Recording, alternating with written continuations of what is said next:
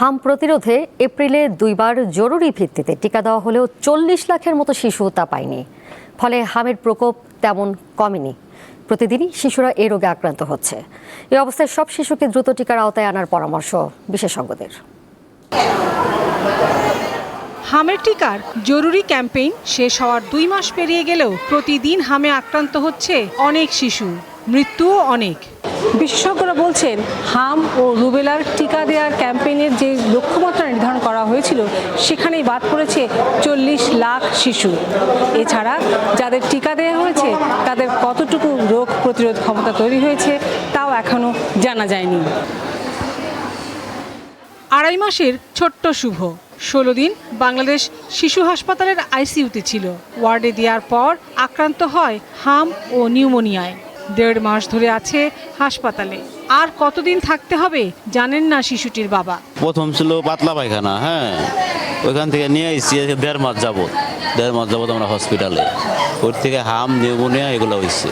হামের সংক্রমণ কমাতে এপ্রিলে দুইবার জরুরি টিকার ক্যাম্পেইন করে স্বাস্থ্য মন্ত্রণালয়, যেখানে হাম ও রুবেলার প্রথম ডোজের জন্য শিশুদের ন্যূনতম বয়স ৯ মাস থেকে কমিয়ে ৬ মাস করা হয়। কিন্তু টিকাদানের আওতায় সব শিশুকে আনা হয়নি। এটি ধরা পড়ে ভিটামিন এ ক্যাপসুল খাওয়ানোর ক্যাম্পেইনে।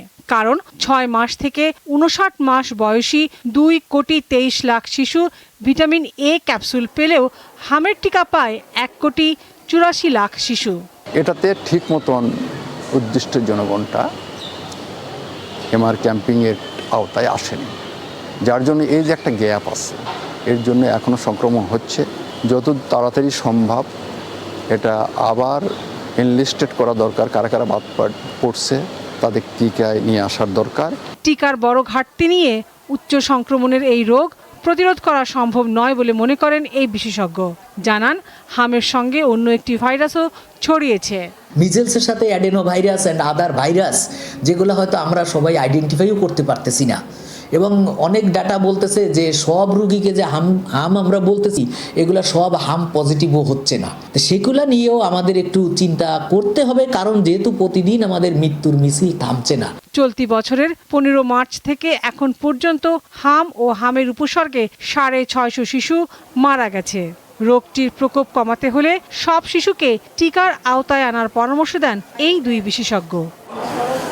লাবণী গুহ, দীপ্ত সংবাদ, ঢাকা।